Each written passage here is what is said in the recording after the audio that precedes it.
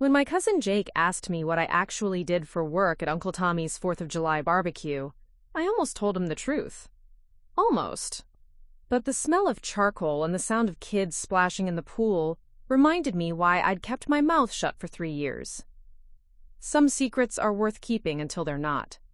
Before we jump back in, tell us where you're tuning in from, and if this story touches you, make sure you're subscribed, because tomorrow I've saved something extra special for you.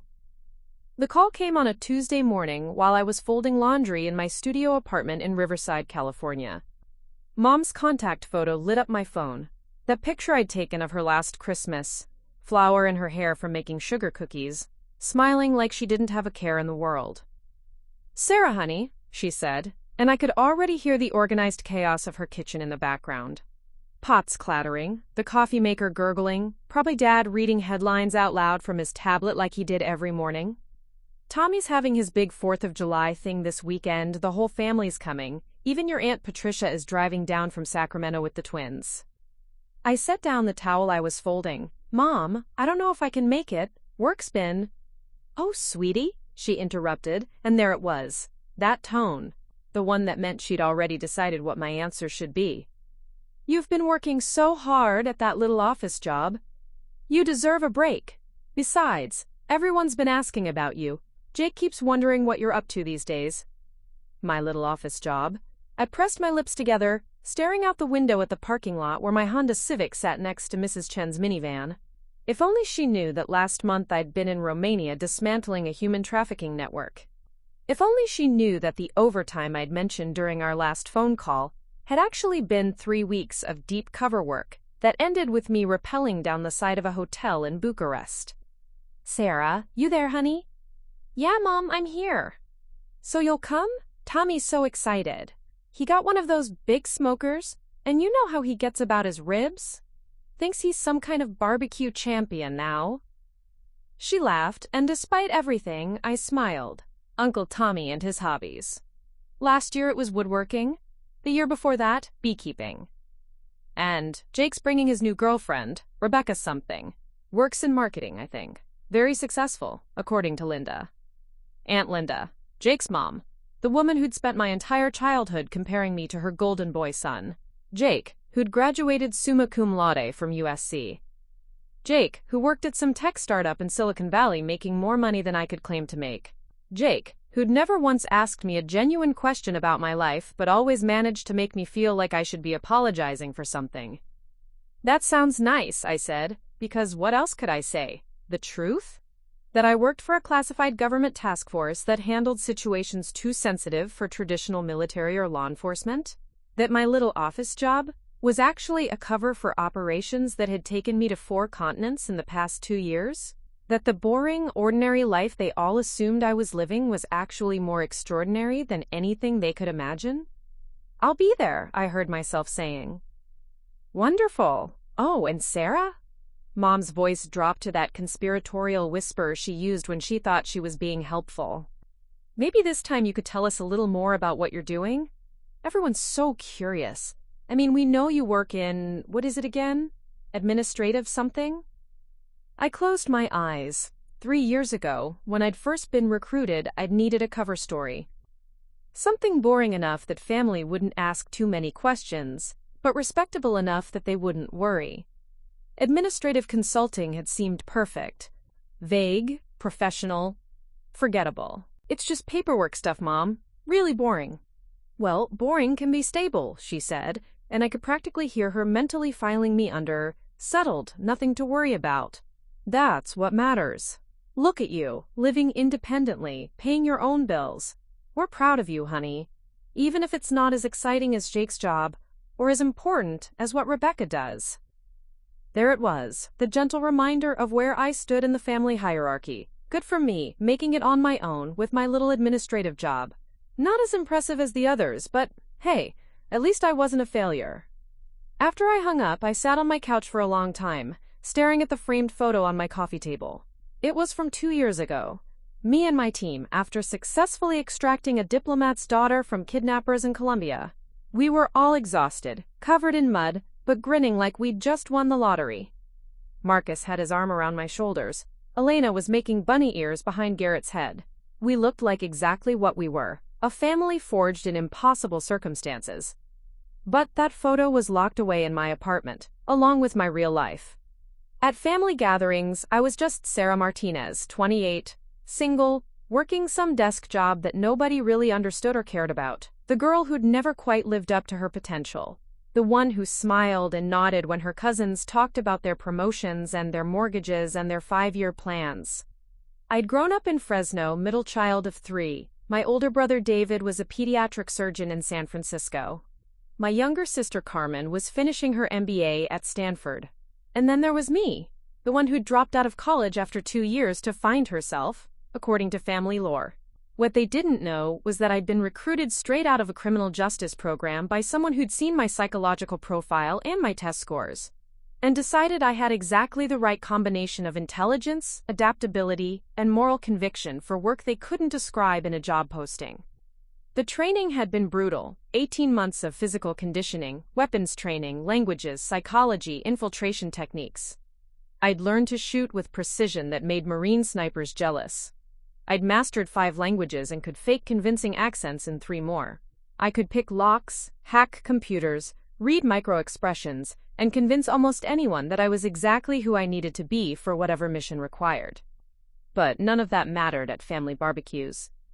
I picked up my phone and scrolled through my contacts until I found Marcus's number. He was my team leader, but more than that, he was the closest thing I had to a best friend. Marcus Chen, former Navy SEAL, current keeper of my sanity, and the only person who really understood what it was like to live a double life. "Let me guess," he answered on the second ring. "Family obligation?" 4th of July barbecue, the whole clan. I could hear typing in the background. Marcus was always working, always analyzing something. They think I shuffle papers for a living. "And you're going because?" "Because if I don't, my mom will spend the next 6 months asking if I'm depressed, or having money problems, or secretly dating someone inappropriate." I stood up and walked to my kitchen, opening the refrigerator out of habit even though I wasn't hungry. "And because sometimes I forget what normal feels like."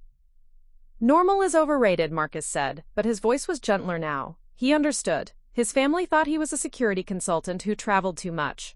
Not technically a lie, but not exactly the truth either. "You want backup?" I almost laughed. The image of Marcus showing up at Uncle Tommy's barbecue in his tactical boots and 1,000-yard stare, trying to make small talk about the weather while mentally cataloging exit routes and potential threats. "Thanks. But I think I can handle my Aunt Patricia without extraction support." "If you change your mind, Elena owes me a favor. She does great suburban mom energy." Elena Rodriguez was our team's infiltration specialist and possibly the most dangerous person I'd ever met. She was also 5'2", with a smile that could disarm nuclear weapons, and a laugh that made hardened criminals want to confess their deepest secrets. The idea of her charming my relatives while secretly being able to kill someone with a dessert fork was oddly comforting. "I'll keep that in mind," I said. "How's the Prague situation?" "Resolved. Cleanly. Garrett sends his regards, by the way. Said to tell you that your intel was spot on." There was pride in Marcus's voice. Our last mission had required me to spend 3 weeks undercover as a corporate translator, slowly gathering information about a weapons trafficking operation. It had been delicate work, the kind that required patience and precision rather than explosions and dramatic rescues. "You saved us weeks of surveillance." "Just doing my job," I said, but I smiled. This was what I was good at. This was who I really was. Not Sarah the administrative assistant, but Sarah the operative. Sarah who could slip into any identity, blend into any crowd, extract information from targets who never even realized they were being played. "Take the weekend," Marcus said. "Eat some potato salad. Let your uncle tell you about his new hobby. Pretend to be impressed by your cousin's startup." "But Sarah?" "Yeah?" "Don't forget who you actually are. Sometimes playing normal for too long can make you start believing it." After we hung up, I looked around my apartment. To anyone else, it would seem perfectly ordinary. IKEA furniture, a few books on the shelves, some generic artwork on the walls. But hidden behind a false panel in my bedroom closet was equipment that could fund a small revolution. False passports, encrypted communications devices, weapons that officially didn't exist. The life I really lived. I'd chosen this work because it mattered. Because somewhere in the world, people needed help that could only come from shadows and silence. Because justice didn't always happen in courtrooms. And sometimes the right thing required doing things that would never make it into official reports. But that choice came with costs. It meant watching my family treat me like a disappointment while I saved lives they'd never know were in danger. It meant sitting at dinner tables listening to stories about corporate achievements while keeping quiet about preventing international incidents. It meant being ordinary Sarah, dependable but unremarkable, while my real self remained locked away. As I started packing for the weekend, I caught my reflection in the bathroom mirror. To most people, I looked exactly like what I was supposed to be, a nice, normal young woman. Brown hair usually pulled back in a practical ponytail, minimal makeup, clothes from Target and Old Navy. Nothing that would make anyone look twice. Nothing that would suggest I could neutralize a threat in 12 different ways. Or speak fluent Russian with a convincing Moscow accent. That was the point, of course. The best operatives were the ones no one suspected. The ones who could walk into any room and become part of the background, invisible until the moment they needed to be anything but. I folded my clothes carefully, choosing outfits that would help me blend in perfectly with suburban California family life. Sundresses and sandals, a cardigan for the evening chill. Everything calculated to maintain the illusion that I was exactly who they thought I was. But as I packed, I couldn't shake Marcus's words. Don't forget who you actually are. Sometimes playing normal for too long can make you start believing it. The truth was, sometimes I did forget. Sometimes I caught myself actually feeling inadequate when Jake talked about his stock options or Rebecca mentioned her promotion. Sometimes I wondered what it would be like to have a life I could actually talk about. Accomplishments I could share, a job title that impressed people at parties. But then I'd remember the diplomat's daughter in Colombia, tears streaming down her face as we carried her to safety. I'd remember the trafficking victims in Romania, finally free because my team had spent months dismantling the network that had enslaved them. I'd remember that the work I did mattered in ways that stock options and marketing campaigns never could.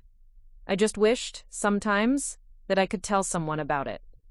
That I could sit at Uncle Tommy's barbecue and let them know that their ordinary, unremarkable Sarah had actually spent the last 3 years making the world a safer place.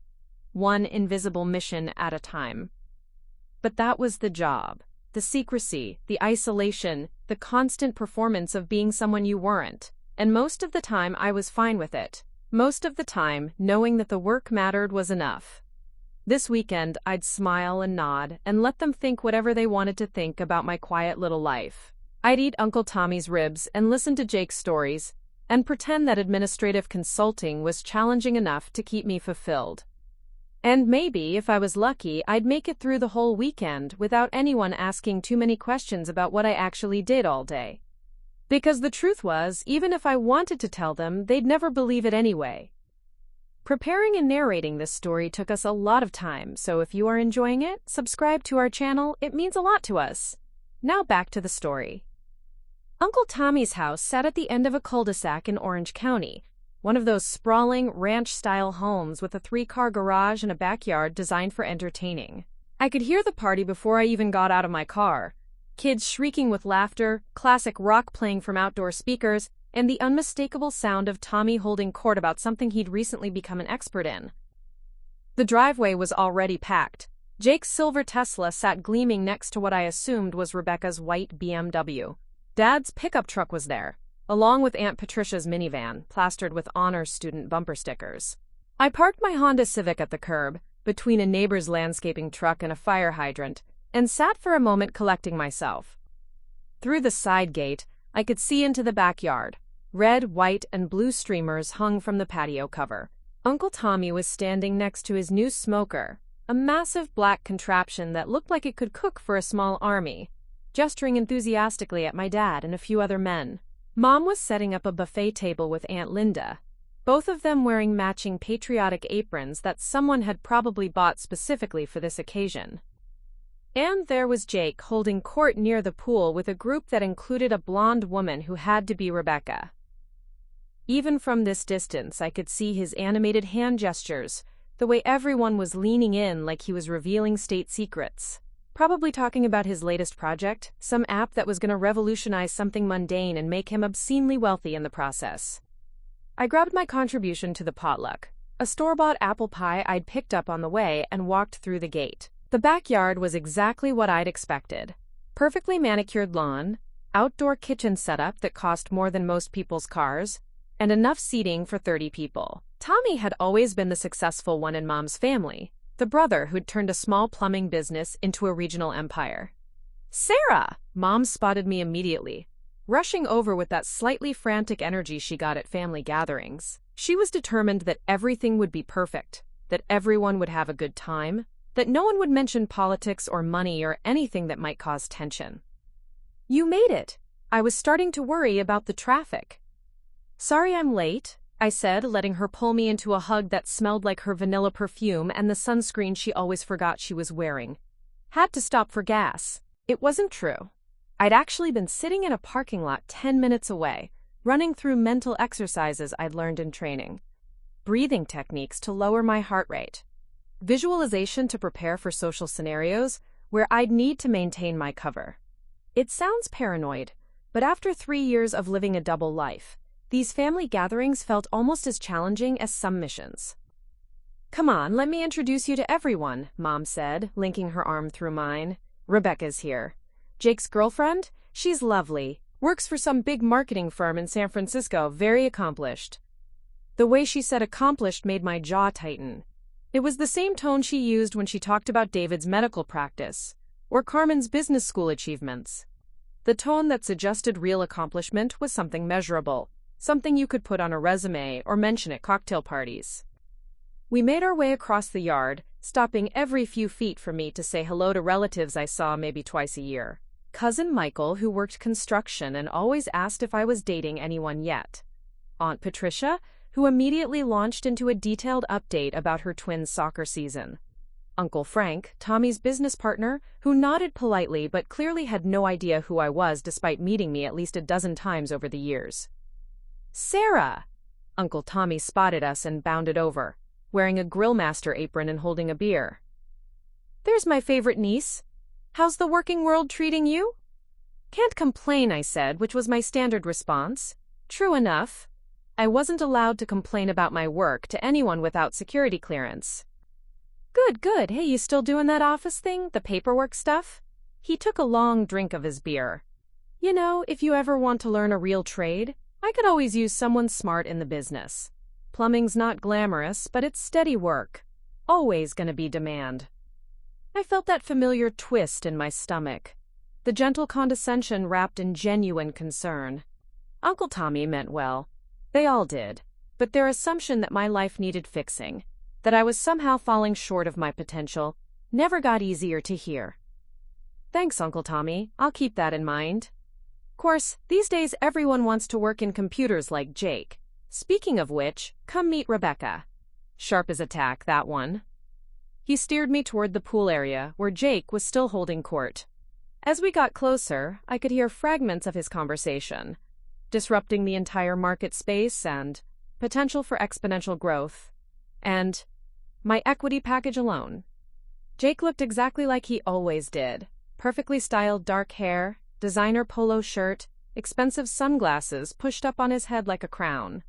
He'd always been handsome in that clean-cut, all-American way that made mothers swoon and girlfriends feel lucky. At 30, he had the confidence of someone who'd never really failed at anything important. "Jake," Tommy called out, "look who's here." Jake turned, and his face lit up with that practice smile he'd perfected somewhere between high school student body president and Silicon Valley networking events. "Sarah, awesome, you made it." He pulled me into a quick hug that felt more like a photo opportunity than genuine affection. "Everyone, this is my cousin Sarah, the mysterious one I told you about." Mysterious. That was one way to put it. "Sarah, this is Rebecca Chen, my better half." He gestured to the blonde woman beside him, who stepped forward with a warm smile and confident handshake. "So nice to finally meet you," Rebecca said. "Jake's told me so much about you." I doubted that, considering Jake knew almost nothing about my actual life, but I smiled back. "Nice to meet you too. How are you liking California?" "Oh, I grew up here actually, Bay Area. But I went to Northwestern for my MBA, so coming back has been great, and the weather's been perfect for wedding planning. Wedding planning? Jake's grin widened as he grabbed Rebecca's left hand, showing off a diamond ring that probably cost more than my annual salary. At least, my official annual salary. Surprise! We got engaged last month. Haven't announced it widely yet, but family's family, right? The group around us erupted in congratulations. Someone called for champagne. Mom appeared out of nowhere with that particular gleam in her eye that meant she was already mentally planning engagement party decorations. That's wonderful, I said, and meant it. Whatever I thought about Jake's personality, he seemed genuinely happy, and Rebecca seemed nice enough. Congratulations to both of you. Thanks. It's been a whirlwind, honestly. Between the engagement and Jake's company going public next year, we've been swamped. Rebecca squeezed Jake's arm. Jake's been working around the clock on the IPO preparation. 18-hour days sometimes. Gotta strike while the iron's hot, Jake said with the casual modesty of someone who'd never doubted their iron would be hot. The market's perfect for what we're doing. Our user acquisition numbers are insane. What exactly does your company do? I asked, because it seemed like the expected question. Jake launched into an explanation that involved a lot of buzzwords and very little actual information. Something about leveraging synergistic platforms to optimize user engagement through gamified productivity solutions. I nodded at appropriate intervals while mentally translating. They'd made an app that helped people organize their to-do lists, and somehow convinced investors this was revolutionary. It's really impressive, said Cousin Michelle, who worked as a teacher and always seemed slightly overwhelmed by Jake's success stories. I can barely figure out how to use the apps I already have.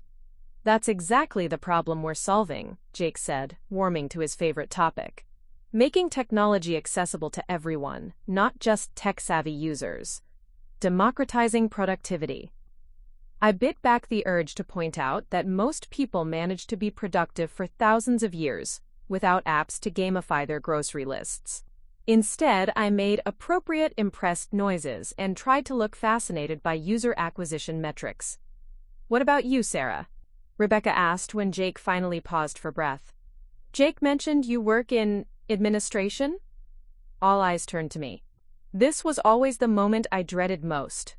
The spotlight on my supposedly boring, unremarkable career. The moment where I had to perform ordinariness while surrounded by people who thought ordinariness was something to be pitied or fixed. Yeah, just consulting stuff. Pretty dry, I shrugged, aiming for self-deprecating humor. Nothing as exciting as revolutionizing productivity. Oh, don't sell yourself short, Rebecca said with the kind of bright encouragement usually reserved for children and senior citizens. Administration is so important. Someone has to keep the paperwork organized, right? Someone has to keep the paperwork organized. Like I was filing invoices and scheduling meetings instead of coordinating international operations that prevented global catastrophes. Absolutely, I said. Somebody's got to do it. The thing is, Jake said, and I could already tell where this was going from his tone, Sarah's always been super smart, like scary smart. Could have done anything she wanted. He said this like he was sharing a fascinating but tragic story. Honor roll all through high school, got into UC Berkeley. But then I dropped out, I finished, because someone had to say it, and I preferred controlling the narrative to letting Jake fumble through his version of my supposed failure. Right, but that's not the end of the world, Rebecca said quickly. Lots of successful people dropped out of college. Look at Bill Gates, Mark Zuckerberg. The comparison was meant to be encouraging, but it just highlighted how far short I'd fallen of their idea of success. Bill Gates and Mark Zuckerberg dropped out to start revolutionary companies. I'd supposedly dropped out to find myself and ended up filing paperwork. College isn't for everyone, Aunt Patricia chimed in. The important thing is that you're supporting yourself, living independently. That's more than a lot of young people can say these days. Supporting myself, living independently. Such low bars for success that even I could clear them. The subtext was deafening. At least Sarah isn't a complete disaster. At least she's not living in her parents' basement or addicted to drugs. At least she's functional. Plus, Mom added, appearing with a tray of appetizers and that determinedly cheerful voice she used when she was trying to steer conversations away from uncomfortable topics. Sarah's always been our little mystery. never tells us what she's really up to. For all we know, she's got some secret exciting life we don't know about." She said it like a joke, but I caught the slight edge in her voice, the gentle complaint that I didn't share enough, didn't open up, didn't give them enough details to properly categorize and understand my life. "Right?" Jake laughed. "Sarah's always been private. Remember when we were kids? She'd disappear for hours, and when we asked where she'd been, she'd just say, 'around.'" "Some people are just private," Rebecca said diplomatically. "Not everyone needs to broadcast every detail of their lives." But even her defense felt patronizing, like my privacy was a quirky personality trait rather than a professional necessity. Like I was shy or antisocial, rather than bound by classification levels that could put me in federal prison if I violated them. The conversation moved on, but I stayed quiet, sipping the beer someone had handed me and watching my family interact. This was how it always went. I'd arrive, they'd acknowledge my presence, briefly focus on my disappointing life choices, then move on to more interesting topics. I was like a required stop on a tour, worth noting but not worth lingering over. Jake and Rebecca dominated most conversations, which wasn't surprising. They were the exciting ones, the success stories, the people with news worth sharing. I learned about their apartment in San Francisco, penthouse, naturally, their plans for a destination wedding, Napa Valley, because of course, and Jake's predictions about his company's IPO, conservative estimate, life-changing money. Meanwhile, I fielded the occasional polite question about my work, still enjoying the consulting, and my personal life. Dating anyone special? My answers were uniformly boring because they had to be. Yes, work was fine. No, no one special. Yes, I was keeping busy. No, no exciting plans. The truth was so far from this narrative that sometimes I felt like I was watching someone else's life. In the past 6 months alone, I'd been to Prague, Bucharest, and Colombia. I'd learned advanced cyber infiltration techniques, updated my Portuguese, and completed survival training in 3 different climate zones. I'd prevented an assassination, disrupted a weapons trafficking network, and helped extract hostages from a situation that never made international news because my team had resolved it before it could escalate. But none of that existed here. Here, I was just Sarah, who'd never quite figured out what she wanted to do with her life, who worked some vague office job that paid the bills but didn't challenge her, who showed up to family gatherings with store-bought pie and recycled small talk. "You know what we should do?" Uncle Tommy announced, appearing beside our group with the enthusiasm of someone who'd been sampling his own beer supply. "We should go around and everyone share their biggest accomplishment from this year, like a gratitude circle or whatever Oprah calls it." My stomach dropped. This was exactly the kind of family bonding activity that Tommy loved, and I dreaded. Forced sharing designed to make everyone feel included, but actually highlighting exactly who had impressive lives and who didn't. "That's a great idea," Mom said, because she never met a family bonding activity she didn't love. "Jake, you should go first. You've had such an exciting year." And just like that, I was trapped in a spotlight I couldn't escape, about to be compared to achievements I couldn't match, because the things I was actually proud of were classified at levels that required congressional oversight to discuss. The circle was forming around me, and everyone was looking expectant and cheerful, and I realized this was going to be even worse than I'd thought. The circle formed naturally, the way these things always do at family gatherings. Lawn chairs scraped across concrete as people repositioned themselves. Someone turned down the music. Kids were shooed toward the house with promises of ice cream if they gave the adults grown-up talk time. Even the neighbors who'd wandered over with their own beers seemed to sense that something formal was happening and either joined in or drifted away. I found myself wedged between Cousin Michelle and Aunt Patricia, directly across from Jake and Rebecca, who looked like they'd stepped out of a catalog for young successful couples having the perfect 4th of July. The positioning felt deliberate, though I knew it wasn't. Just unfortunate geography that put me in perfect view of everyone, while Jake prepared to kick off what would undoubtedly be a parade of impressive achievements I couldn't match. "All right, everyone," Uncle Tommy said, settling into his lawn chair with the ceremonial air of someone about to conduct important business. "Here's the deal. We go around the circle, and everyone shares one thing they're really proud of from this year. Doesn't have to be work stuff. Could be personal, could be a goal you met, a challenge you overcame. Whatever made you feel like you were really living, you know?" I caught Mom's eye across the circle. She was beaming with anticipation, probably already mentally rehearsing how she'd share about David's latest medical conference presentation or Carmen's internship at Goldman Sachs. She loved these moments when the family came together and everyone could celebrate each other's successes. What she didn't know was that I was currently calculating exit strategies. The gate to the front yard was 15 feet behind me. The house had a side door through the kitchen. If I claimed sudden illness, I could probably escape before my turn came around. Food poisoning from the gas station where I'd stopped for coffee. Believable, immediate, requiring no follow-up questions. "I'll start us off," Jake said, because of course he would. He cleared his throat with the practiced ease of someone who gave presentations to investors for a living. "This year has been incredible, honestly. The company hit every milestone we set, we closed our Series C funding round ahead of schedule, and..." He paused for dramatic effect, reaching for Rebecca's hand. "I asked the love of my life to marry me, and she said yes." The circle erupted in the expected applause and AWWS. Rebecca blushed prettily, holding up her ring to catch the late afternoon sunlight. Someone called for champagne again. Uncle Tommy actually wiped away a tear. "That's beautiful, son," Aunt Linda said, her voice thick with maternal pride. "You've worked so hard for all of this." Jake nodded with appropriate humility. "It's been a team effort, really. Rebecca's been amazing, supporting me through all the crazy hours. And my team at work. I couldn't have done any of this without them." He squeezed Rebecca's hand. "But yeah, I'm proud of where we are, grateful for the opportunities." "Rebecca, what about you?" Mom prompted. "What's your highlight?" Rebecca smiled, and I could tell she'd been thinking about her answer. "Well, besides saying yes to this guy," she gestured at Jake, earning another round of chuckles, "I'd have to say finally making senior director at my firm.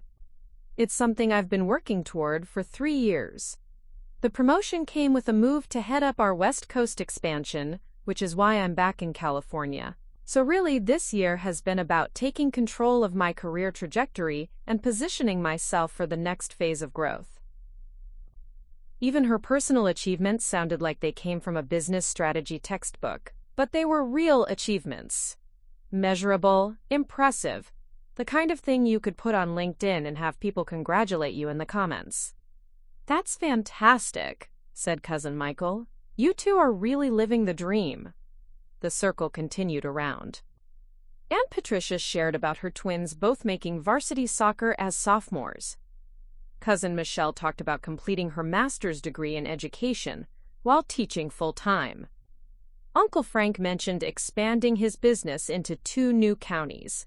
Each story was a neat little package of success and progress, the kind of life update that fit perfectly into holiday newsletters and Facebook posts. I found myself studying my hands, picking at a cuticle that didn't need picking. My palms were starting to sweat despite the evening breeze. 3 people to go before it was my turn, and I still didn't know what I was going to say. The truth? Impossible. Even the sanitized version of the truth was impossible. I couldn't mention Prague or Romania. Couldn't talk about the trafficking network or the hostage extraction. Couldn't even hint at the languages I'd learned or the skills I'd mastered because someone might ask follow-up questions I couldn't answer. A lie? Everything about my life here was already a lie. But this felt different. This wasn't just maintaining cover. This was actively performing failure in front of people who already thought I'd wasted my potential. Dad was talking now about finally getting his workshop organized and building Mom the garden bench she'd been wanting for years. A small, domestic accomplishment, but genuine. He seemed pleased with himself, and Mom was glowing as she described how perfect the bench looked among her roses. "Sarah?" Uncle Tommy said, and suddenly all eyes were on me. "Your turn, kiddo. What's your big win this year?" The silence stretched just long enough to become uncomfortable. I could feel everyone's attention like a physical weight. Sympathetic smiles from the older relatives. Encouraging nods from Rebecca and Jake. Mom's slightly worried expression, probably wondering if I was about to admit I'd been fired or was having some kind of personal crisis. I started, then stopped. My throat felt dry. "This year?" "Think, Sarah. What could I possibly say that would be true but boring enough not to invite questions? I guess I finally got promoted at work." The words came out before I'd fully formed the thought. It's not a huge deal, but I'm heading up a new project now. More responsibility, better benefits. It wasn't technically a lie. I had been promoted within my unit. The project was legitimate. I was now lead operative for certain types of infiltration missions. The benefits were excellent, assuming you counted classified medical care and psychological support for operatives dealing with PTSD. That's wonderful, Mom said, and I could hear the relief in her voice. Her daughter wasn't a complete failure after all. Why didn't you mention it before? We're so proud of you. It's still pretty new, I said, and honestly, it's not that exciting, just more paperwork, really. Hey, a promotion is a promotion, said Uncle Frank. Shows they recognize your value. That's what matters. Jake leaned forward slightly. What kind of project? Is it still in the consulting space? And there it was, the follow-up question I'd been dreading. Jake's expression was friendly enough, but I caught something else underneath. Curiosity, maybe. Or skepticism. He'd always been good at reading people, part of what made him successful in business. And right now he was reading me. Government contracts, I said, which was true. Really boring stuff. Compliance reporting mostly. You know how bureaucracy is.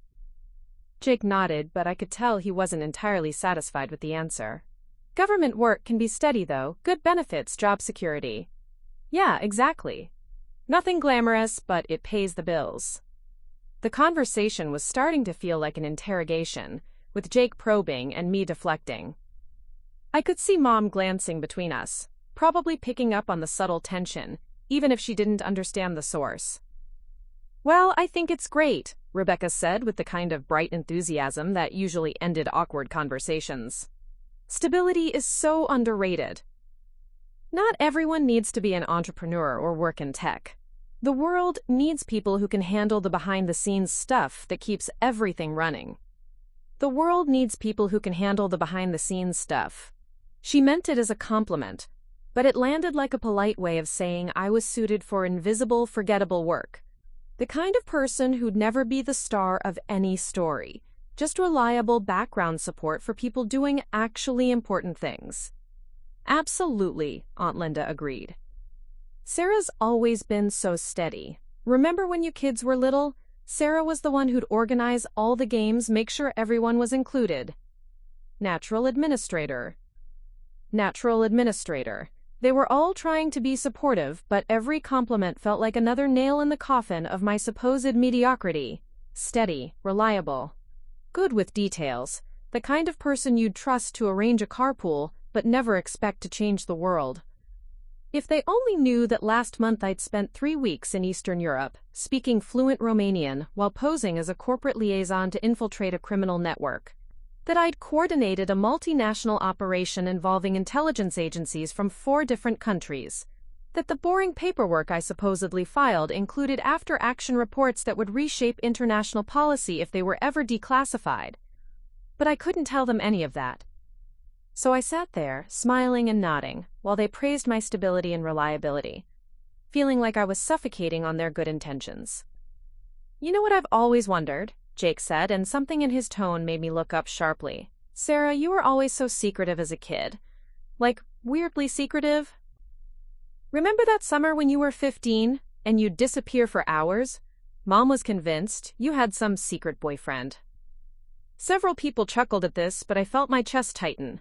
Jake was fishing for something, though I wasn't sure what. I was just a weird teenager, I said. Probably off reading somewhere. But you never had books with you when you came back, and you'd have these random skills sometimes. Like, remember when Uncle Tommy's lock broke on his tool shed, and somehow you knew how to pick it? Uncle Tommy laughed. That's right, I forgot about that. Where'd you learn to pick locks anyway? The memory hit me with uncomfortable clarity. I'd been 15. Just starting to get serious about wanting to join law enforcement someday. I'd been teaching myself basic skills from library books, practicing on old locks I'd bought at garage sales. It had seemed like harmless preparation for a future career. Now it felt like evidence of something I couldn't explain. YouTube, I said, which was partially true. I had watched YouTube videos, along with reading detailed technical manuals and practicing for hours in my bedroom. You can learn anything on YouTube. Still weird for a 15-year-old girl to be picking locks, Jake said, but he was smiling like it was a fond, quirky memory rather than something suspicious. I was going through a rebellious phase, I said. Thought it was cool.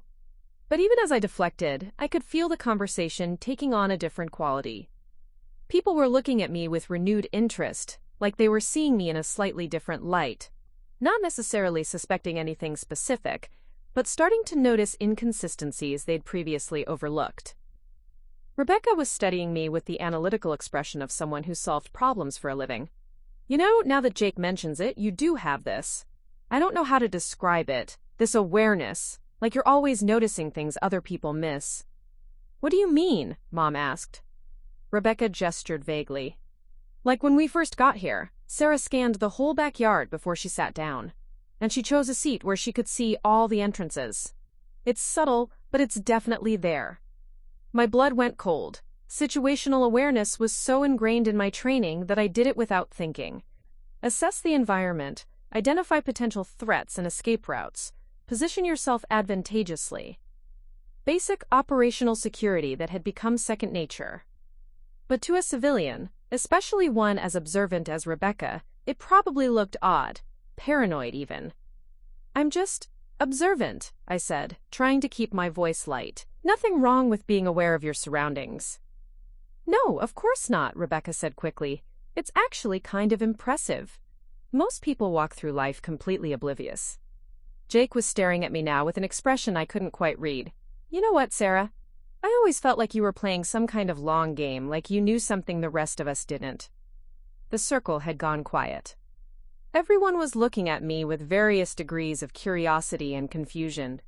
I could feel the moment balanced on a knife's edge.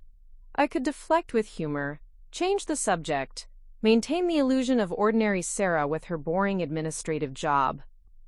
Or I could let them see just a glimpse of who I really was.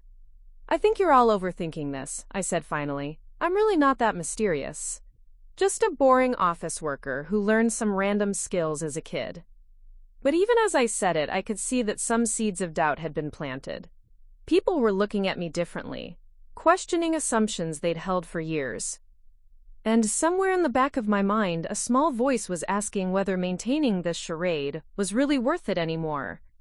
The accomplishments circle dissolved naturally as the sun began its descent toward the horizon, painting Uncle Tommy's backyard in shades of gold and amber. Someone suggested moving the party inside to avoid the evening mosquitoes. Kids were called back from wherever they'd been hiding.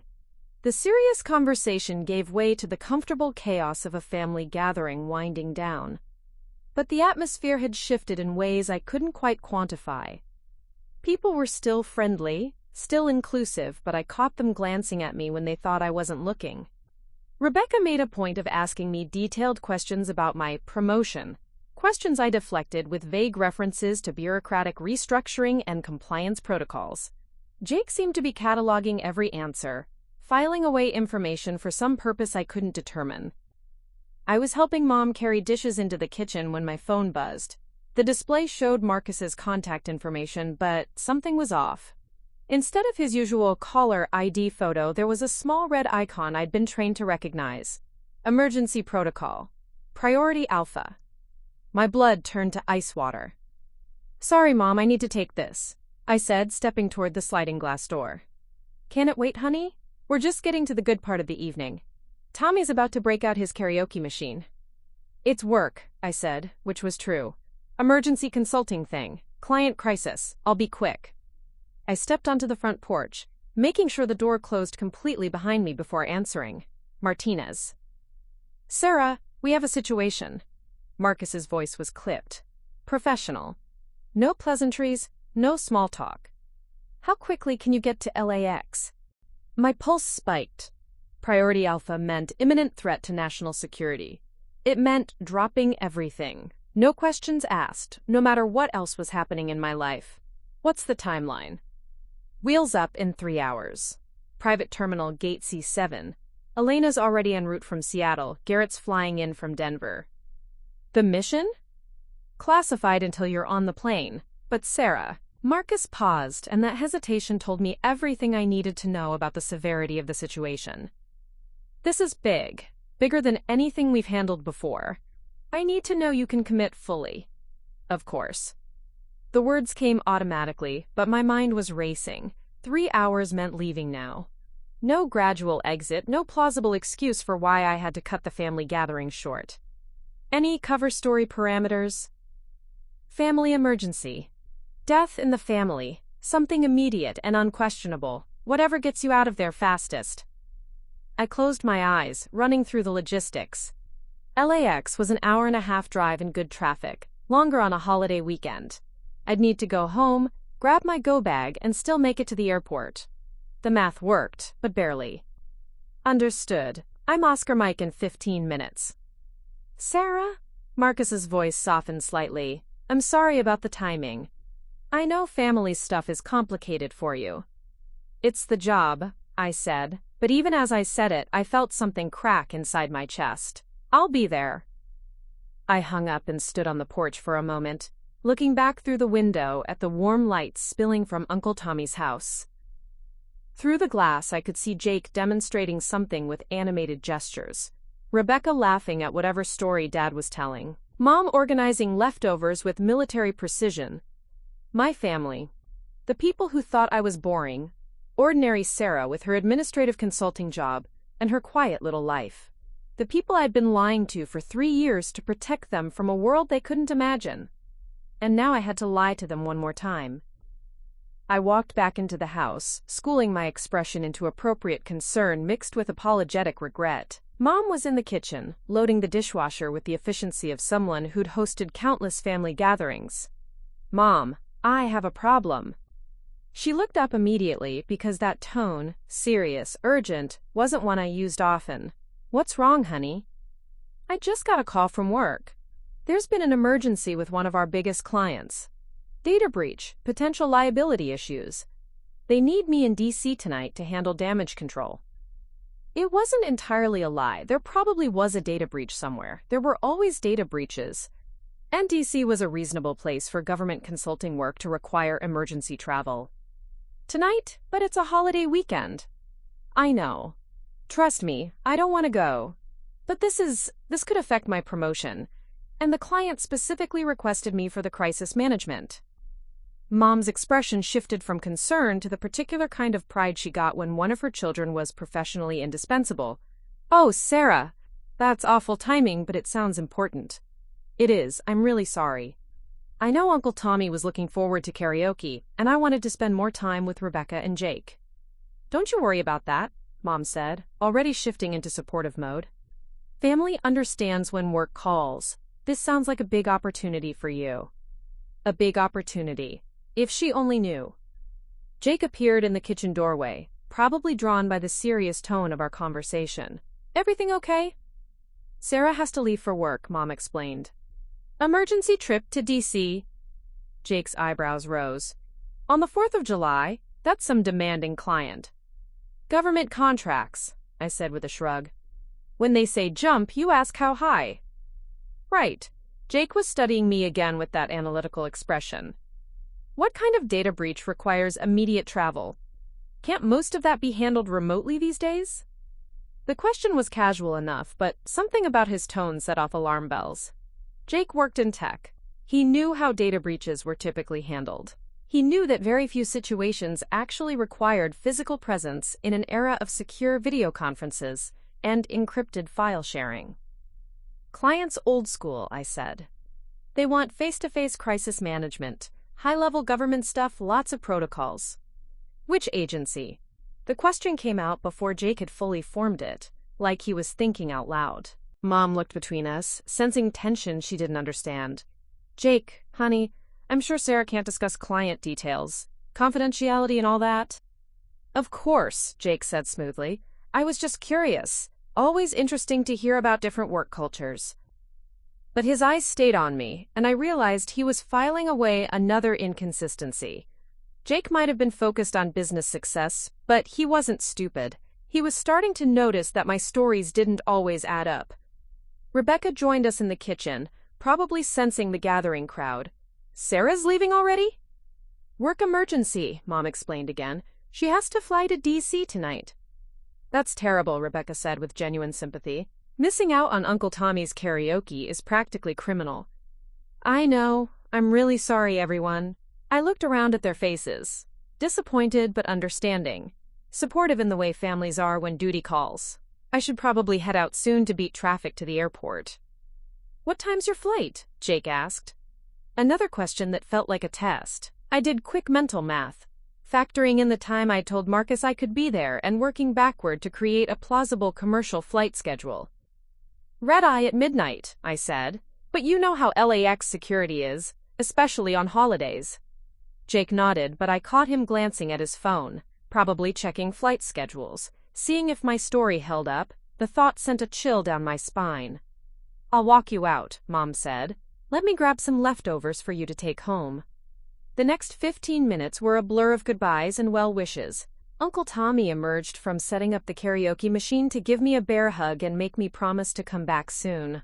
Aunt Patricia asked me to keep them posted about the work situation. Dad reminded me to drive safely and call when I landed. Through it all, I felt Jake watching me. Not obviously, not in a way that would seem strange to anyone else. But I'd been trained to notice surveillance, and Jake was definitely conducting some form of reconnaissance. When I finally made it to my car, Rebecca followed me out. Sarah, can I ask you something? I paused with my hand on the door handle. Sure. Are you okay? I mean, really okay? You seem... She searched for the right word. Stressed. More than just work stress. For a moment, I considered telling her something closer to the truth. Rebecca was smart, observant, and seemed genuinely concerned. She might understand that some jobs required sacrifices that couldn't be explained. But operational security existed for a reason. The more people who knew even fragments of the truth, the greater the risk to everyone involved. Just tired, I said. It's been a busy few months at work. And family gatherings are always a little overwhelming, you know? Rebecca smiled. I get it. Jake's family can be a lot sometimes, and they're not even my family yet. She paused. But Sarah, if you ever need someone to talk to, someone outside the family dynamic, I'm a good listener, and I'm good at keeping secrets. There was something in her voice that made me look at her more carefully. Rebecca had mentioned she worked in marketing, but her questions had been unusually perceptive. Her observations about my behavior had been more detailed than casual interest would explain. Thanks, I said. I appreciate that. Drive safe, and good luck with the client crisis. I pulled out of Uncle Tommy's driveway and drove for 3 blocks before pulling over in an empty parking lot to collect myself. My hands were shaking slightly. Not from fear, but from the cognitive dissonance of switching between identities so quickly. 20 minutes ago, I'd been Sarah, the administrative consultant, making small talk about work promotions and apologizing for my boring life. Now I was Sarah, the operative, mentally reviewing emergency protocols and calculating tactical timelines. The transition never got easier. If anything, it got harder each time, because the gap between who I really was and who my family thought I was kept growing wider. I pulled out my phone and sent Marcus a quick text. En route. ETA as scheduled. His response came immediately. Copy. Briefing materials will be on the plane. This one's going to test everything we've learned. I stared at the message for a moment, then deleted it according to protocol. Whatever was waiting for me at LAX, whatever crisis required pulling the entire team together on a holiday weekend, it was going to be dangerous enough that Marcus felt the need to prepare me mentally. Part of me was relieved this was what I was good at, what I'd been trained for. Out there in the field, I didn't have to pretend to be someone smaller than I was. I didn't have to smile and nod while people praised my stability and reliability like they were consolation prizes. But as I pulled back onto the road toward home and my go bag and whatever mission waited for me, I couldn't shake the feeling that something had fundamentally shifted tonight. The questions Jake had asked, the way Rebecca had observed my behavior, the growing sense that my carefully constructed cover story was developing cracks. For 3 years, I'd managed to keep these two worlds separate. But the walls between them were starting to crumble, and I wasn't sure how much longer I could hold them up. My phone buzzed with a text from an unknown number. Have a safe flight, Sarah. See you when you get back from DC. It was Jake. Somehow, he'd gotten my number and felt compelled to reach out. The message seemed innocent enough, but the timing felt deliberate. Like he was establishing that he knew my story and was watching to see if it held up. I deleted the message and kept driving, but the unease followed me all the way home. Whatever was waiting for me on that plane, whatever mission would consume the next days or weeks of my life, I had the uncomfortable feeling that the real crisis might be happening right here at home. The life I'd built on lies was starting to catch up with me, and I wasn't sure which version of Sarah Martinez would survive the collision. The private jet was smaller than commercial aircraft, but infinitely more sophisticated. As I settled into the leather seat, I noticed the usual modifications: reinforced windows, enhanced communication systems, and equipment storage that could accommodate everything from laptops to assault rifles. The plane itself was registered to a shell company that existed only on paper, funded through black budgets that never appeared in congressional reports. Elena Rodriguez was already aboard, reviewing files on her encrypted tablet. She looked up when I entered, offering a grim smile that didn't reach her eyes. "How was the family barbecue?" "Complicated," I said, stowing my go bag in the overhead compartment. "What's the situation?" "Wait for Garrett and Marcus," she said. "But Sarah, pack your patience. This one's going to be a marathon, not a sprint." Garrett Williams boarded 10 minutes later, his usual easygoing demeanor replaced by the focused intensity he wore during high-stakes operations. Former Delta Force, currently our team's tactical specialist, and the person I'd trust with my life in any combat situation.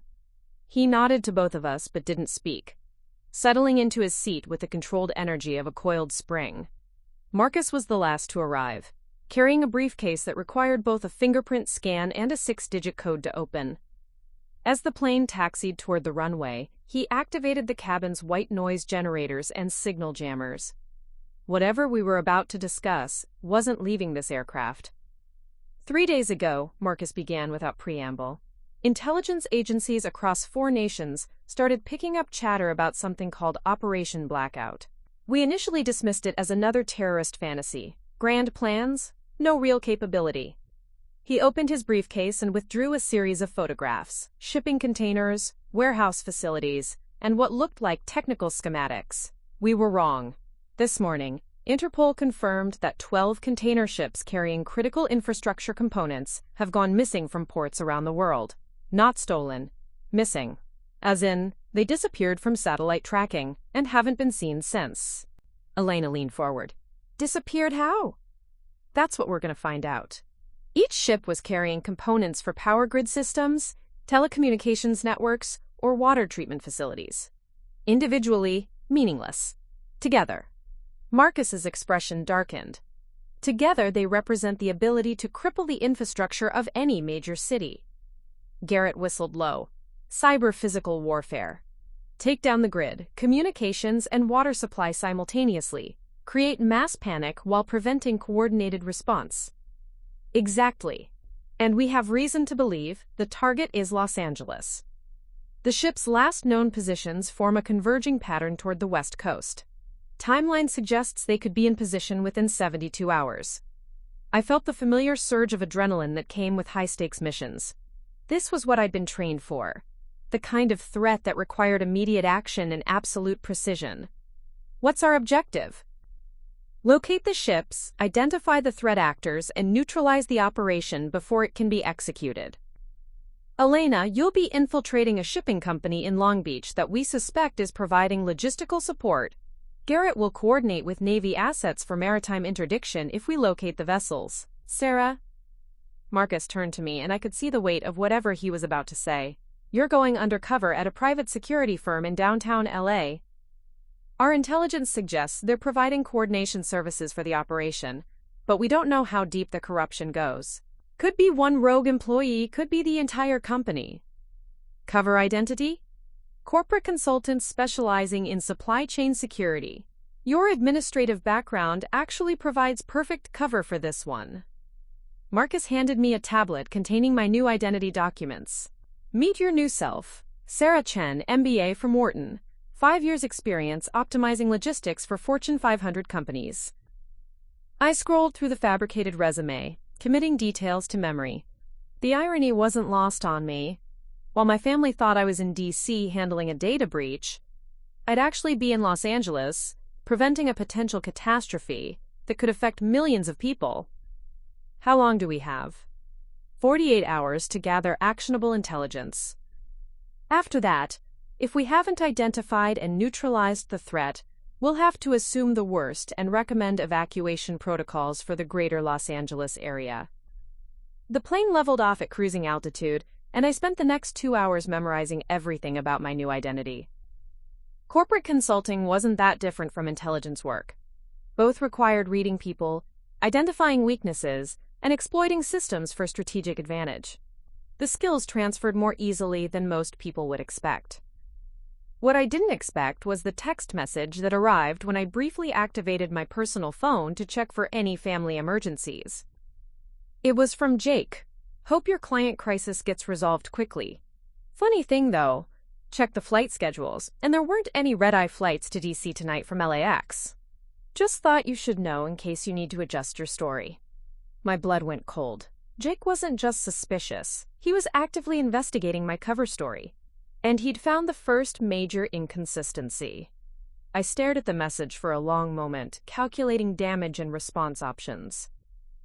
I could claim I'd gotten the flight time wrong in my rush to leave. I could say the flight had been canceled, and I'd taken a different route. I could ignore the message entirely and hope he'd drop it. Or I could accept that my carefully constructed double life was beginning to unravel and start planning for the consequences. Problem? Elena asked, noticing my expression. Family complication, I said, showing her the message. My cousin's getting suspicious about my cover story. Elena read the text, then looked up with concern. How much does he know? Nothing concrete, but he's smart, and he's starting to ask the right questions. I deleted the message according to protocol.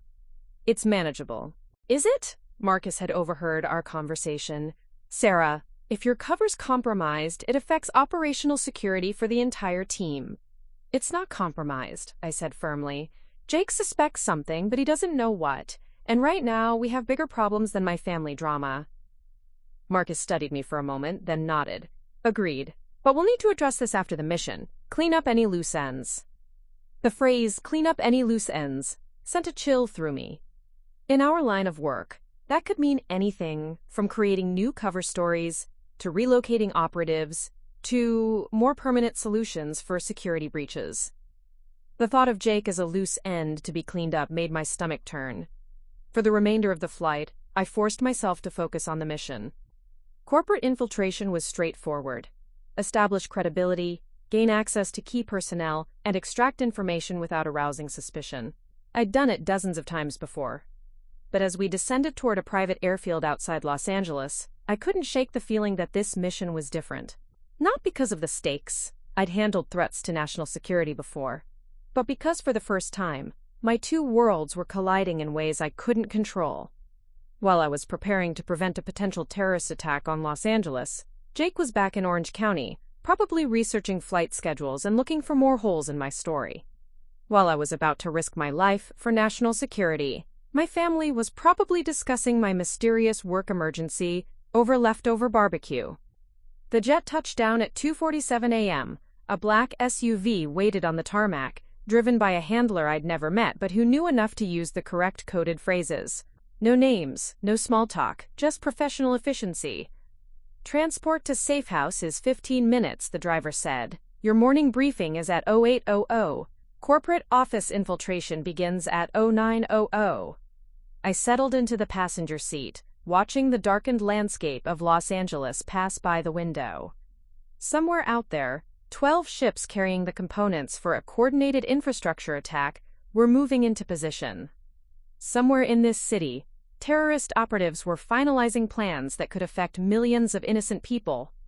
And somewhere in Orange County, Jake was probably lying awake, trying to piece together the inconsistencies in his cousin's story, not knowing that the truth was far stranger and more dangerous than anything he could imagine. My phone buzzed with another message. Sarah, this is Rebecca. I know it's late, but I wanted to reach out. Jake mentioned some concerns about your work situation. If you need someone to talk to when you get back from DC, I'm here. No judgment, no family drama. Sometimes it helps to have an outside perspective. Rebecca's message was kind, genuinely concerned, and absolutely the last thing I needed, while preparing for a high-stakes infiltration mission. But something about her phrasing bothered me. Jake mentioned some concerns, suggested they'd had a detailed conversation about my supposed inconsistencies. How much had Jake shared with her, and more importantly, what conclusions were they drawing? I typed back a quick response. Thanks, Rebecca. Just work stress. We'll call when I'm back in town. But as I sent the message, I realized I was making another mistake. Rebecca worked in marketing, which meant she understood brand management and reputation protection. She'd know that legitimate business crises, especially government contracts, typically came with communication restrictions. My casual willingness to call when I'm back would seem odd for someone supposedly handling a classified data breach. Every lie I told to maintain my cover was creating new vulnerabilities. Every explanation raised new questions. The careful balance I'd maintained for 3 years was collapsing, and I wasn't sure how to stop it without revealing truths that could endanger national security. The safe house was a modest apartment in Koreatown, equipped with everything I'd need for a short-term operation: secure communications, backup identities, and weapons cache hidden behind a false wall. I had 4 hours to sleep before the mission briefing, but my mind wouldn't shut down. Instead, I found myself staring at the ceiling, thinking about the look in Jake's eyes when he'd asked about my lockpicking skills, the way Rebecca had noticed my situational awareness, the growing sense that my family was starting to see through the ordinary facade I'd spent years constructing. The truth was, I'd gotten comfortable with the deception. It had seemed sustainable, maybe even indefinitely maintainable. I'd convinced myself that the sacrifice of living a double life was worth it for the greater good. But now, as I prepared to infiltrate a corporate office to prevent a terrorist attack while my cousin investigated my cover story, I realized how precarious the whole arrangement had always been. One mistake, one inconsistency, one moment of letting my guard down, and everything could collapse. My family would learn they'd never really known me. My career would be compromised. The missions I'd worked on could be jeopardized if my cover was blown. And Jake, with his business school analytical skills and his growing suspicion, was the wild card I'd never planned for. At 0800, I'd become Sarah Chen, corporate consultant. I'd walk into a downtown office building and begin the delicate process of identifying potential terrorist collaborators. I'd use skills my family couldn't imagine I possessed to protect a city they lived in. But somewhere in the back of my mind, I knew that when this mission was over, I'd have to face a reckoning that might be even more dangerous than anything I'd encounter in the field. Because the hardest part about living a lie isn't maintaining the deception. It's deciding what to do when the truth finally catches up with you.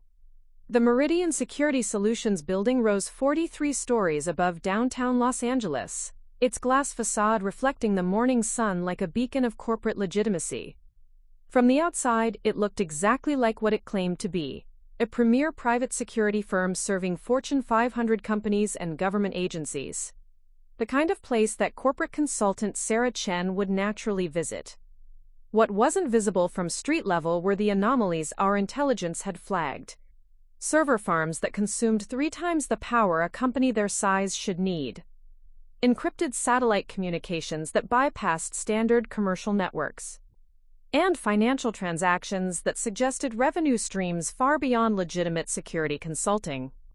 I walked into the marble lobby at exactly 9 a.m., carrying a leather portfolio that contained Sarah Chen's credentials and a concealed recording device that could capture conversations from 50 feet away. My cover story was perfect. Meridian had supposedly requested a consultation on supply chain vulnerabilities after a series of hypothetical attacks on infrastructure companies. The receptionist, a polished woman in her 30s, smiled professionally as I approached. "Miss Chen, Mr. Davidson is expecting you. 41st floor, corner office." The elevator ride gave me time to review what we knew about Thomas Davidson, Meridian's chief operations officer. Former military intelligence, discharged under circumstances that remained classified. 3 years with Meridian, during which the company's government contracts had tripled. On paper, he looked like a patriotic veteran building a successful business. Our intelligence suggested something much darker. Davidson's office was a study in calculated intimidation. Floor-to-ceiling windows offered a commanding view of the city. Military commendations covered one wall. The desk was positioned to force visitors to sit with their backs to the door. a psychological power play that revealed more about his mindset than any background check. "Miss Chen," Davidson stood as I entered, extending a hand with the firm grip of someone accustomed to establishing dominance. "Thank you for coming on such short notice. Your reputation for identifying supply chain vulnerabilities precedes you." "Happy to help," I said, settling into the chair he indicated.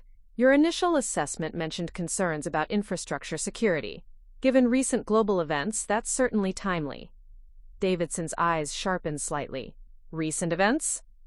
"The shipping anomalies across multiple ports, container tracking discrepancies. Any company in the logistics space should be concerned about potential disruptions." I opened my portfolio, maintaining the demeanor of a consultant discussing routine business challenges. "Ah, yes, those situations." Davidson returned to his chair, but his posture had changed subtly. More alert, more calculating. "What's your assessment of the threat level?" It was a test question. Davidson was probing to see how much I knew, whether my presence here was coincidental or targeted.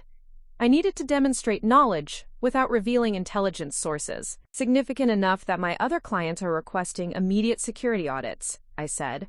"When 12 major shipping containers disappear simultaneously across 4 continents, it suggests coordination beyond typical criminal activity." Davidson went very still. The number 12 wasn't public information. Only intelligence agencies and the perpetrators themselves knew the exact count of missing vessels. 12? He said carefully. "I hadn't heard that specific number." "My clients include several major shipping companies," I said, maintaining professional calm while internally celebrating. Davidson's reaction confirmed he had inside knowledge of Operation Blackout. Information travels quickly in industry circles when there's potential for systemic disruption. "I imagine it does." Davidson stood and walked to his window, hands clasped behind his back. For a long moment he stared out at the city below. "Ms. Chen, can I speak frankly?" "Of course." "The world is changing. The old systems, the old ways of maintaining order, they're breaking down. Traditional governments are too slow, too burdened by bureaucracy to address emerging threats. Sometimes, decisive action requires alternative approaches." I recognized the speech pattern. Radicalization rhetoric, designed to test my receptivity to extremist ideology. Davidson was feeling me out, trying to determine if I might be sympathetic to whatever cause justified Operation Blackout. "Alternative approaches can be risky," I said, "especially when they affect civilian populations. Civilian populations often need to experience crisis before they'll accept necessary changes." Davidson turned back to me, his expression intense. "Sometimes you have to break something before you can fix it properly." Before I could respond, my phone buzzed with an urgent text message. Against protocol, I glanced at the screen. "Jake, Sarah, we need to talk. Found some things about your consulting firm that don't add up. Call me ASAP." My blood went cold. Jake had been digging deeper into my cover story, and apparently he'd found discrepancies in the fake company background that supported my administrative consulting persona.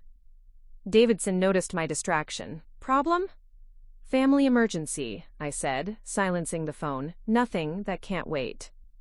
But another message arrived immediately. "Rebecca thinks we should call the police. Says your behavior patterns match someone in witness protection or deep cover. Please call before we do something we all regret."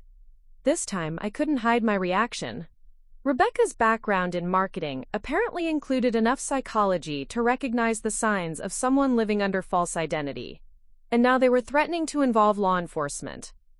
If my cousins called the police to report concerns about my identity, it would trigger background checks that could uncover my real employer. Even if the investigation was ultimately quashed at higher levels, it would compromise my operational security and potentially expose other team members. "Miss Chen, you seem distressed," Davidson observed. "Perhaps we should reschedule this consultation." "No," I said, forcing myself to focus. "Just a family situation that requires some attention. You were discussing alternative approaches to infrastructure security?" But Davidson was studying me with the analytical gaze of someone trained in intelligence work. He'd noticed my reaction to the messages, the way my professional composure had cracked slightly. "You know," he said, settling back into his chair, "in my previous career I learned to read people quite well. Body language, stress indicators tells that reveal when someone isn't being entirely truthful. Warning bells screamed in my head. Davidson was shifting from testing my ideological sympathies to questioning my identity itself. Right now, he continued, you're exhibiting classic signs of someone operating undercover. The question is, who are you really working for? My hand moved instinctively toward the concealed weapon in my jacket, but I forced myself to remain calm. Blowing my cover now would doom the mission and potentially cost millions of lives. Mr. Davidson, I think there's been a misunderstanding. I'm here to discuss supply chain security, not to play psychological analysis games. Are you? Davidson's smile was cold. Because authentic corporate consultants don't typically have the kind of situational awareness you've displayed. They don't position themselves with clear lines of sight to all exits. And they certainly don't react to personal text messages like they've just received enemy intelligence. Another buzz from my phone. This time it was Rebecca. Jake's calling the FBI. Says if you're in some kind of trouble, they can help. But we need to know what's really going on. Please respond. The FBI. If Jake contacted federal law enforcement, they'd run my name through databases that would immediately flag my real identity. Standard protocol would be to contact my handlers, who would have to decide whether to maintain my cover or extract me from the field. Either way, Operation Blackout would proceed without interference, while bureaucratic channels tried to sort out the confusion. I had maybe 30 minutes before Jake's call to the FBI. I triggered a cascade of events that would end my mission and potentially doom Los Angeles. Mr. Davidson, I said, standing slowly, I think this meeting is over. I don't think so. Davidson's hand moved to a desk drawer, and I caught the distinctive click of a weapon being readied. You see, Ms. Chen, if that's even your real name, we've been expecting someone like you. Someone like me? Federal agent, CIA, NSA, one of the alphabet agencies. Our sources indicated that government infiltration was likely once Operation Blackout reached advanced stages. He was confirming everything I needed to know. Meridian wasn't just providing logistical support, they were central to the terrorist plot. And they'd been prepared for law enforcement infiltration. Here's what's going to happen, Davidson continued. You're going to tell me exactly who you work for and what intelligence agencies know about our operation. In return, I might let you live long enough to watch Los Angeles learn what real infrastructure vulnerability looks like. My phone buzzed again. Jake. FBI says they'll trace your phone location and send agents to do a wellness check. Rebecca convinced them you might be in danger. Hope you're safe, Sarah. We're trying to help. The irony was devastating. My family's concern for my safety was about to trigger federal involvement that would compromise the very mission I was risking my life to complete. I had two choices: maintain cover and risk capture by Davidson, or break cover and hope I could escape with enough intelligence to prevent the attack. Either way, my carefully constructed double life was over. You know what the funny thing is? I said, slowly reaching for my purse. My family thinks I'm boring. They think I file paperwork all day and live this quiet, unremarkable life. Davidson's grip tightened on his weapon. What's your point? My point is that sometimes the most ordinary-looking people are hiding the most extraordinary secrets. In one fluid motion, I drew my concealed Glock 19, dove behind the heavy leather chair, and put 3 rounds center mass into Davidson's chest before he could clear his weapon from the drawer. The sound of gunfire in the enclosed office was deafening. Davidson slumped forward, his eyes wide with surprise, and the particular kind of shock that comes from fatal miscalculation. I quickly searched his desk, downloading files from his computer while sirens wailed in the distance. Someone had heard the shots and called police. I had maybe 5 minutes before LAPD surrounded the building. The files revealed everything: shipping routes for the 12 missing vessels, target locations throughout Los Angeles, and a coordinated timeline that would begin in 18 hours. The attack was designed to create maximum chaos during rush hour traffic, when emergency response would be most difficult. But I also found something unexpected: a communication log showing that Meridian had been monitoring law enforcement communications.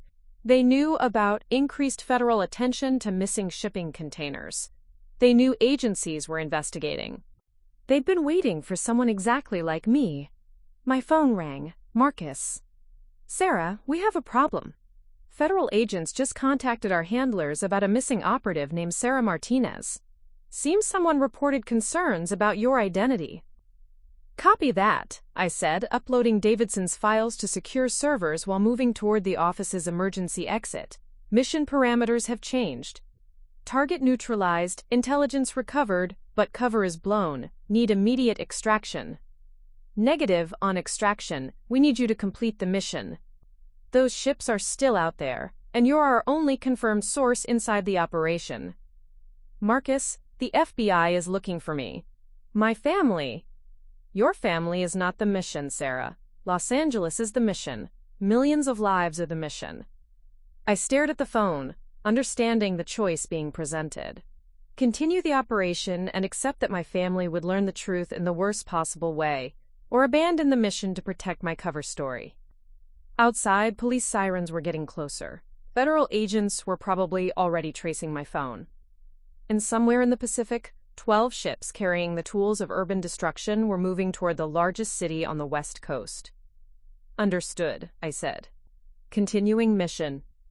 But as I made my way toward the building's service corridors, I realized that when this was over, if I survived it, I'd have to face my family and explain why I'd let them worry, why I'd lied for years, and why I'd chosen saving strangers over protecting their feelings.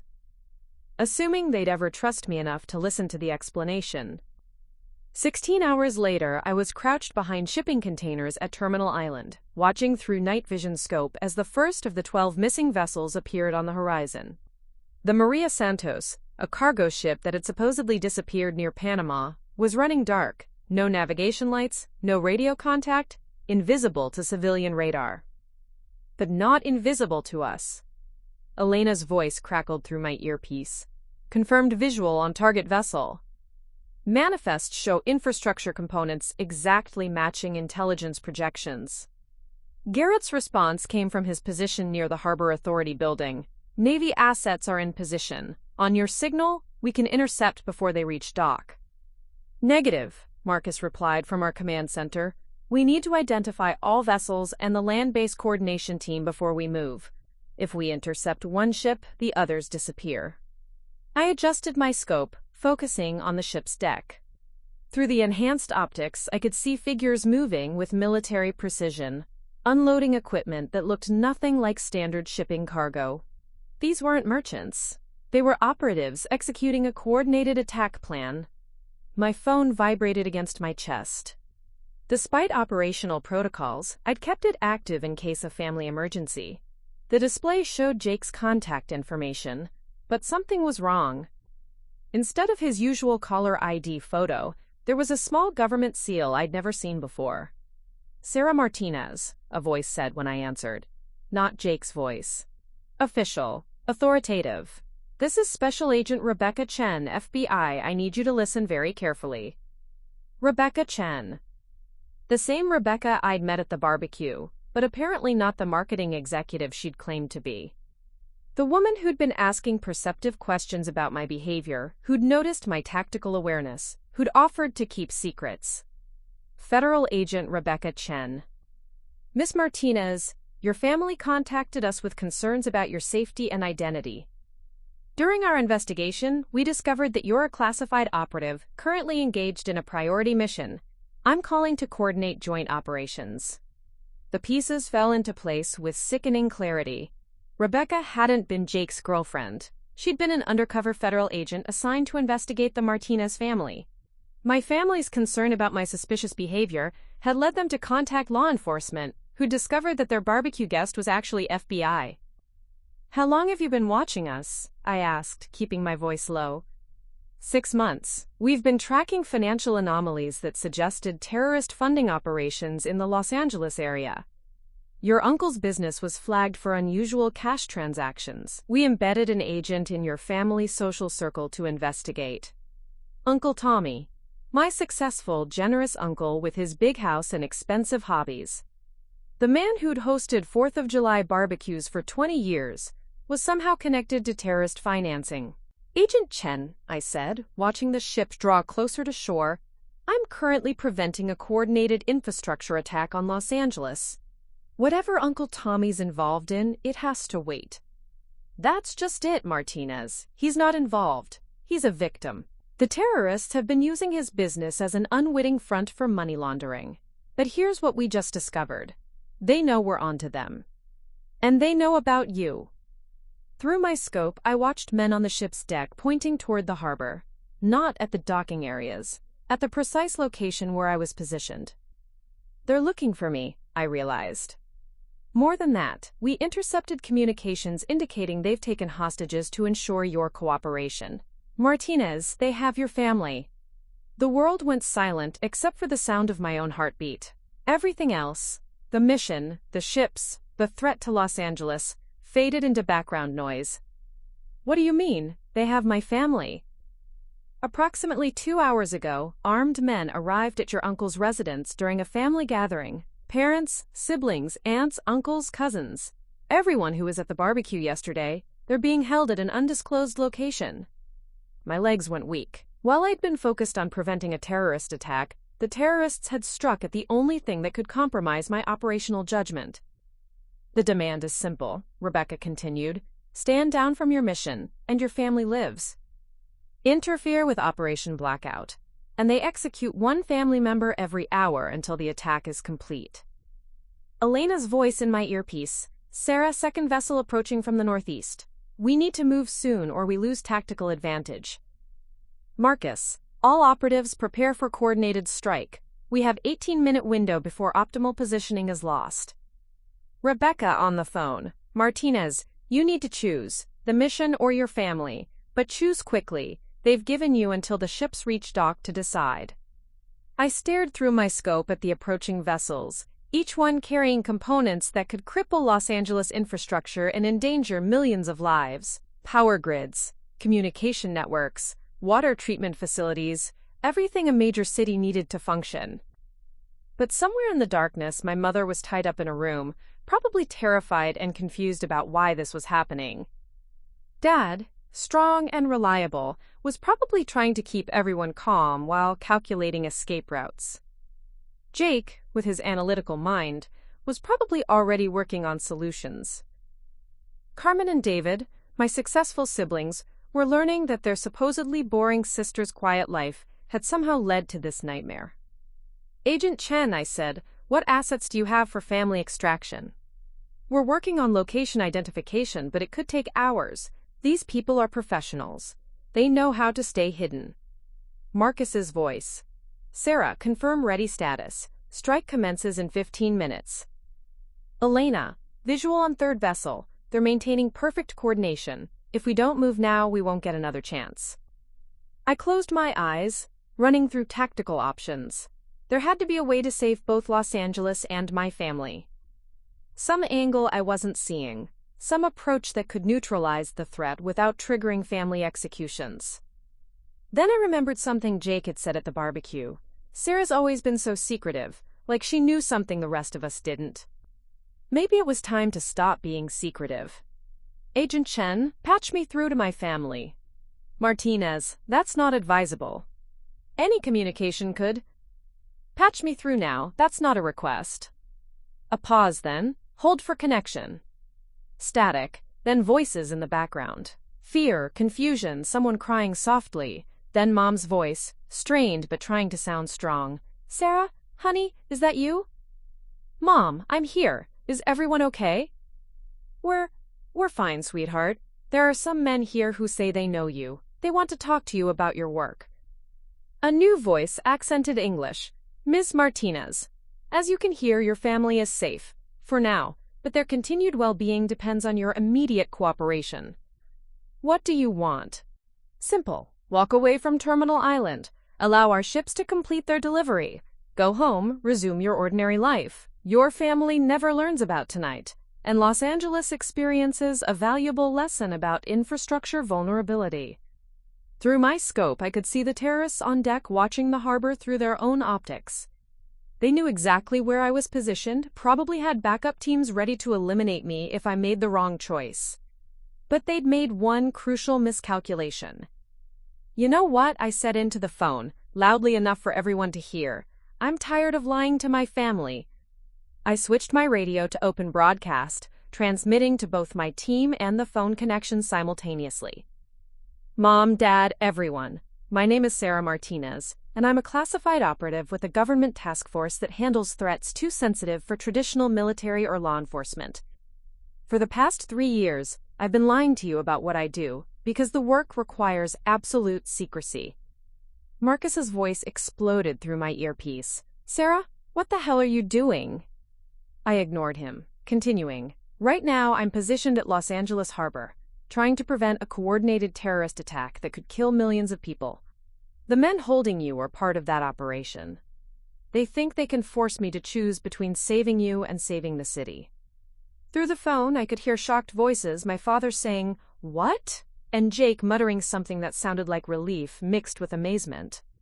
But here's what these terrorists don't understand about my family, I continued, adjusting my rifle scope to track targets on the lead ship.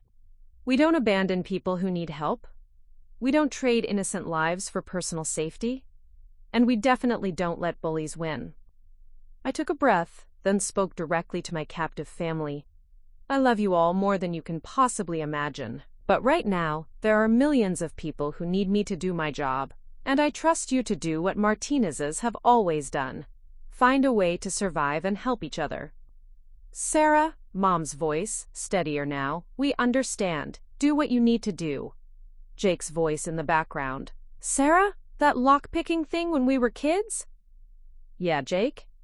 Use everything you learned. We'll use everything we know. Martinez's family handles their own problems.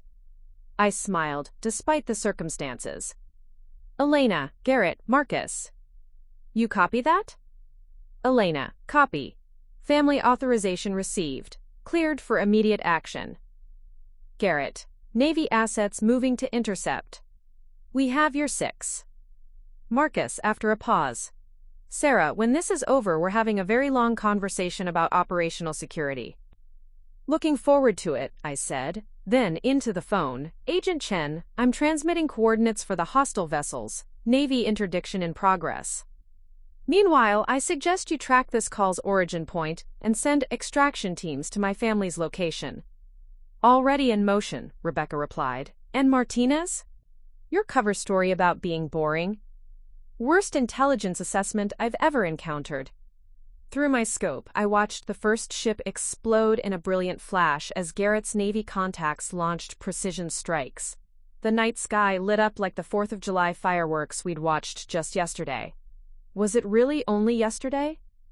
My phone crackled with family voices. Dad coordinating an escape plan in the background, Carmen apparently applying medical training to help Uncle Tommy with an injury, David surgeon precision as he described tactical approaches to Rebecca's extraction team. And Jake's voice, clearer than the others. Sarah, your boring administrative consulting job? Yeah? Coolest damn paperwork I've ever heard of. The second and third ships erupted in coordinated explosions. Elena's voice reported successful infiltration of the shoreside command center. Garrett confirmed that all 12 vessels had been located and neutralized. Operation Blackout was over. 6 hours later, I sat in Uncle Tommy's backyard as dawn broke over Orange County. Federal agents had finished their debriefings. Medical teams had cleared everyone for release. The terrorists who'd held my family were in custody, their coordinated attack permanently disrupted. Mom sat beside me on the garden bench Dad had built, both of us exhausted but unwilling to go inside quite yet. So, she said quietly, administrative consulting. I'm really sorry about that. Honey, you saved Los Angeles. I think we can forgive some creative resume writing. Jake approached, carrying 2 cups of coffee. Mind if I join the debriefing? He settled onto a nearby chair, looking at me with an expression I'd never seen before. Not the condescending cousin who'd always thought I was underachieving. Someone who'd just watched his supposedly ordinary relative coordinate a federal operation. 3 years? He asked. 3 years. And we never suspected. You weren't supposed to. Rebecca Agent Chen emerged from the house, her cover as Jake's marketing girlfriend, apparently as fictional as my administrative consulting career. Martinez, your extraction team is requesting final status report. Tell them mission complete, all assets secure. She nodded, then paused. For what it's worth, your operational security was nearly perfect. It took a trained federal investigator 6 months to notice inconsistencies. Your family never would have figured it out if you hadn't chosen to reveal the truth. After she left, Mom reached over and took my hand. Sarah, we need you to know something. We're proud of you. We've always been proud of you. But now we understand why you seemed different. You weren't failing to live up to your potential. You were already living beyond anything we could imagine. Jake leaned forward. So what happens now? Do you go back to lying about your job? I thought about it, watching the sunrise paint the sky in shades of gold and pink. I don't know, that's above my clearance level. But Jake? Yeah? Thanks for caring enough to investigate when something seemed wrong. If you hadn't pushed, hadn't asked questions, hadn't called the FBI, a lot of people would have died today. So my annoying business school analytical skills actually helped save the world. Your annoying business school analytical skills helped save Los Angeles. Let's not get carried away. Jake grinned, and for the first time in years, it felt like we were actually family instead of people who happened to share relatives. Mom squeezed my hand. Next 4th of July, we're having a much more boring barbecue. Promise? Absolutely. Uncle Tommy's grilling burgers. We're playing charades, and the most exciting thing that happens is someone bringing potato salad nobody touches. I laughed, feeling something loosen in my chest that had been tight for 3 years. Mom? Yes? That sounds perfect. And for the first time since I'd become Sarah Martinez, classified operative, I realized it actually did. The ordinary barbecues, the family gatherings, the gentle teasing about my supposed lack of ambition. It wasn't the life I'd thought I wanted, but it was the life that had given me something worth fighting for. Sometimes the most extraordinary thing you can do is protect ordinary people living ordinary lives. Even if those ordinary people turn out to be tougher, smarter, and more resourceful than anyone ever gave them credit for. Especially when they're family. Up next, you've got 2 more standout stories right on your screen. If this one hits the mark, you won't want to pass these up. Just click and check them out. And don't forget to like, subscribe, and turn on the notification bell so you don't miss any upload from us.